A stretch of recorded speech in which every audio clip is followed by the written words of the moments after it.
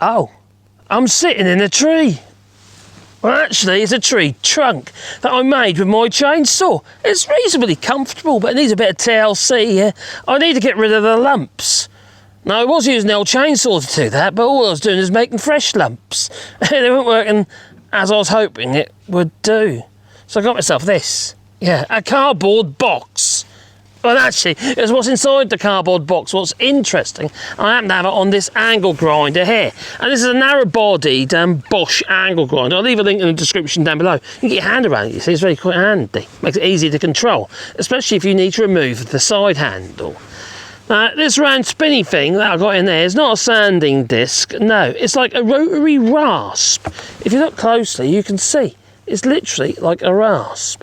And I've been playing about with it, and oh my God, I'm quite impressed. And they're €15 on Amazon.fr. Obviously, you'll better get them anywhere, you know, from China. So, yeah, they'll be in the US, they'll be in the UK, but here also in the EU. Now, this particular one is it's a grinding disc of angle grinder, it says. I don't really think that's really a name of it. I would call it something like a rotary rasp for your angle grinder, maybe, because that's what it really is. It's just like a rasp, and it's Ferocious. Now, I was using this yesterday without a guard on. Don't do that. Really, don't do that. It's the problem is if it grabs at the back as you're trying to use it, it can, you know, come back at you, and it could be really nasty. So I've installed the guard on here now, and yeah, it's a lot safer, because you don't want to be using the back edge, you see, because it just you lose control. So it says it's made in China. I think it's been imported via Germany. Looking at it, says Holtz on there, so I imagine it is. So to avoid any possible injury when operating this tool, please wear safety goggles, obviously, a mask, gloves, working shoes. Oh, a mask possibly. Actually, most definitely. I'm not going to this video because I need to speak to you. Gloves. You have to make your own mind up with that. For me, I lose control, and that's when the danger lies. When you lose control, I can't wear gloves when I'm using tools like this. I need some dexterity. You know, you lose grip. Well, I think you do anyway. You might get away with glazer's gloves, but then you might as well wear any anyway. There's no protection. The kind of gloves they're talking about like leather gauntlets or something. So yeah, and the maximum RPM is 13,000 RPM, and this happens to be 11,000 RPM. So it's within its limits. So watch that, because you might spin the merry hell out of it if you're not careful. If it goes over, most of them are 11,000 to be fair. It also says here, please turn off the angle grinder when it's not working. Well, it won't be working, will it? What? Did it mean disconnect from the mains? Probably to unplug it, I imagine. This is bad translation, that's what it is. It's Chinese, isn't it? Yeah, it says it's made in China, so. And this particular one's 125mm thick. Now, it feels to me that is a pressing. So, yeah, it's just a pressing. So it's not it's not cast or anything like that, it's a pressing. And then obviously this rasp effect here has been cut into the pressing. But I'm quite impressed. So what I'm going to show you it in use. So I'll get rid of that for the moment. Yeah, and hopefully I don't cause any damage to myself. Yeah. So anyway, this is my chair, and I'll just bring you down a little bit lower so you can see what's going on, and a bit closer in a minute as well. Do bear with us. I suppose I could have used my gimbal, really, couldn't I?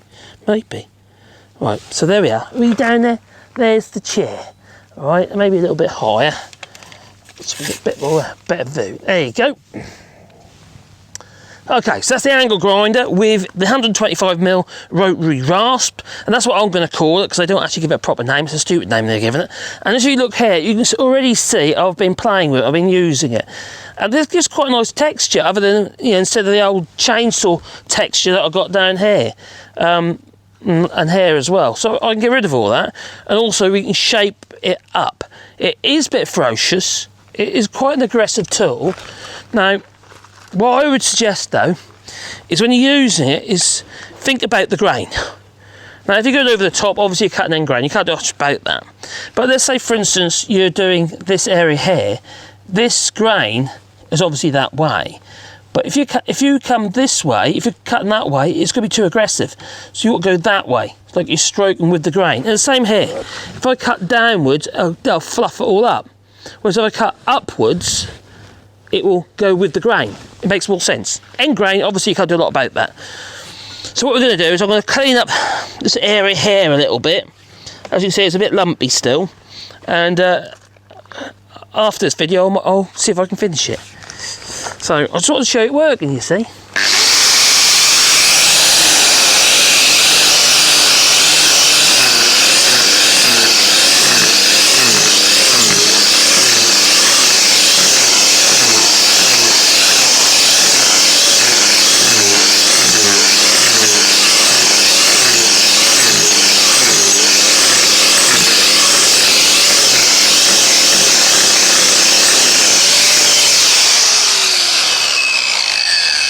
So it's removed all those saw marks in there, and I would definitely use a mask if I'm absolutely honest about it, because I can already feel the old stench getting, oh, the dust going into my nostrils. Yeah, it tickles. So what we're going to do, we're going to bring it a little bit closer. You can have a bit more of a closer view. I'm not editing this video, so it is fairly honest. Now, as you see, I was cutting down a bit here, so it's created a bit of a fluff on it, but it's a bit awkward really, because you've got these arms in the way. Now I'm now going to come from, you can see, from this direction, so let's bring you around a bit more to there, and I'm going to try and clean this area here up a bit. Right, you can see it creates mess very, very quickly. Make sure your hands are nowhere near it, near the cut when you turn it on, and obviously grip the body firmly. I ain't got gloves on because I can't work with gloves on. Probably partly because of my carpal tunnel syndrome.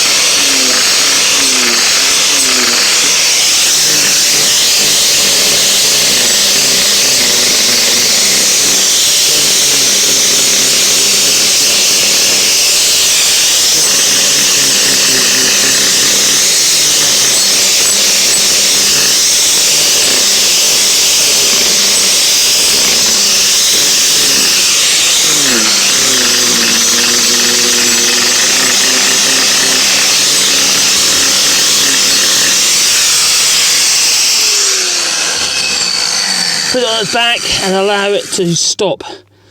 Don't obviously just put it down there, spin, because there's a lot of inertia in this. You could make it turn over and then drive itself towards you.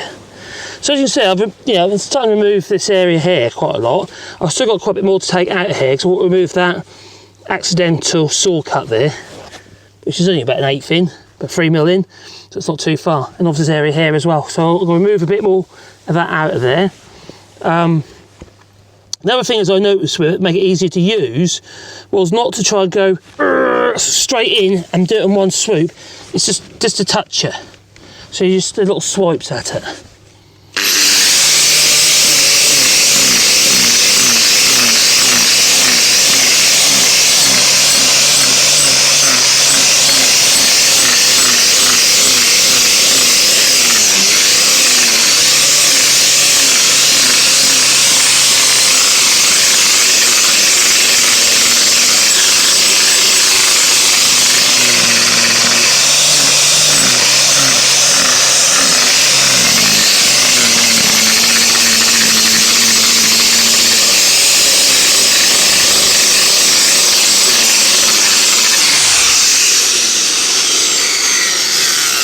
To the end grain there, you can't do a lot about the end grain. It's just how it is, because obviously it's end grain. I want to remove a bit more here.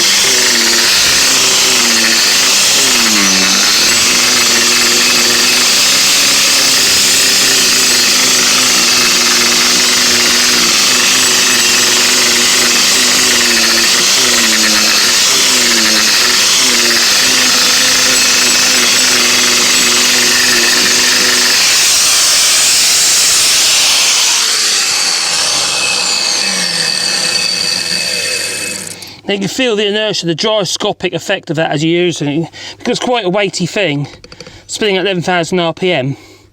You've got an element of control. Anyway,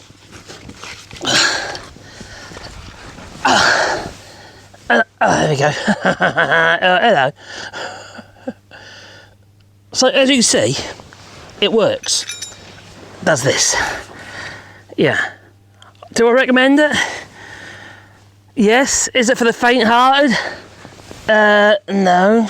I would say not. But you know, sometimes you have to take risks in life, don't you? Have you got yourself one of these? Let us know. Leave it in the comments down below. If not, I'd say get one. Yeah. Providing you've got some control and a bit of skill and what have you. If you haven't got no skill or any control using one of these angle grinders, in this case it's a 4.5 inch or 5 inch angle grinder, 125 mil. So yeah, 5 inch angle grinder. Don't. Because you need to have control. And if you still intend on getting one, the first time you use it, just make sure you grab hold of the thing and just hold it firm and have some control. Don't go, you know, all guns blazing, just touch at it bit by bit and you'll get the hang of it quite quickly. But make sure you got a guard on, make sure you got safety specs at the very least, and really a mask as well. I'm outside, it's quite vented here, so it's not too bad, but if you're inside, oh my god, it'll create a hell of a mess. The amount of rubbish that's on my floor here at the moment is quite considerable after making this chair. Yeah, the first stage is obviously with the chainsaw, and then finishing off with this. And there's still plenty more to do. Anyway, hope you like my little video. Please leave that in the comments down below. Please boop the old like button, because it helps the channel, you know. So, ta-ta. Have a lovely day.